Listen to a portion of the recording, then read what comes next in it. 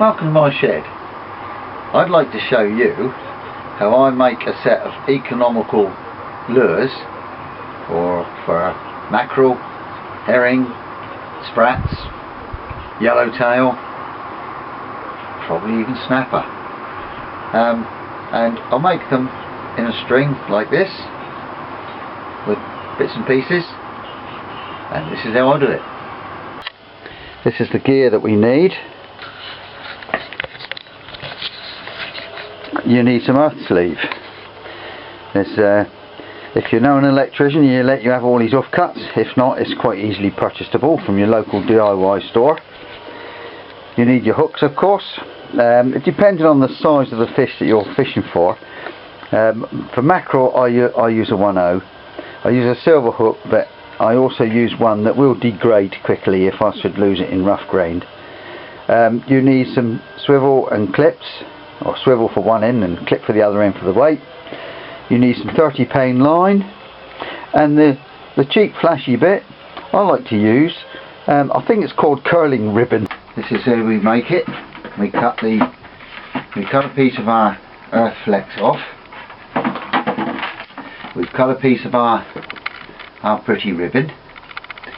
We then fold that up a small, twiddle it round. We want to get it through the eye of the hook. Through the eye of the hook. This is the fiddly bit. Like so. Fold it down. As you can see, I've got bait holder hooks. That helps to hold the piece of flex sleeve in place. Not totally necessary, but works. There we go. Feed that on. And there we go. We can cut this off afterwards. Bass like to feed on sand eels, which are slightly bigger than white bait. And that being the case, you may want to make these a little bit longer. And then our next thing is to attach our snood line, and I like to do that with a half blood knot, which is through.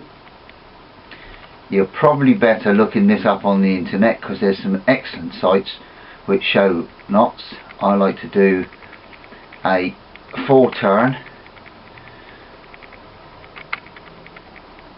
and back through,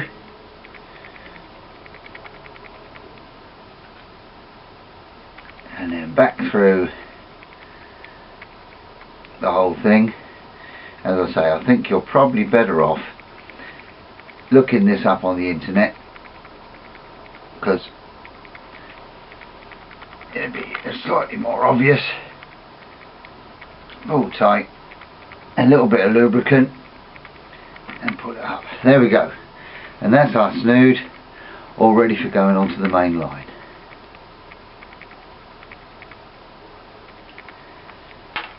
Okay, so we hook the weight on, just to keep the whole thing taut whilst we're working. Okay, there we go. Now we've got our 3 bits made already with the little loops on. What we're going to do now is tie all 3 of them onto here once again, half blood. Okay, we've got all 3 now tied. What we need to do now is to stop them from sliding up and down. They don't come together, see?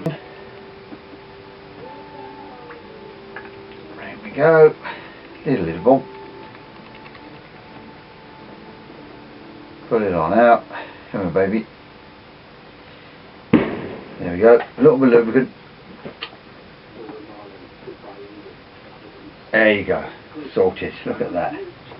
And then it's worth then just go up, trim all the little bits off, all the whiskers, and another little touch, if you like, freezer pen,